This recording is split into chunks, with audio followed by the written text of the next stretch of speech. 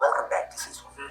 Today we are doing an experiment called battery spinning longer than normal time. We took a 1.5 volt 2 battery each and we will just spin in a windmill first. As seen, compare the time.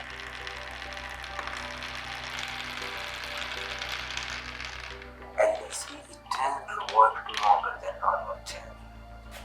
But we took a one-sided copper plate and spin on each.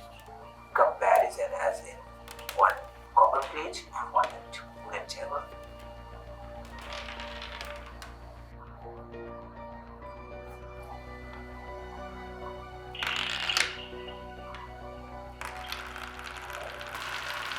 As you can see, one-sided wooden table battery didn't work longer than normal time, but copper plate it works longer than normal time.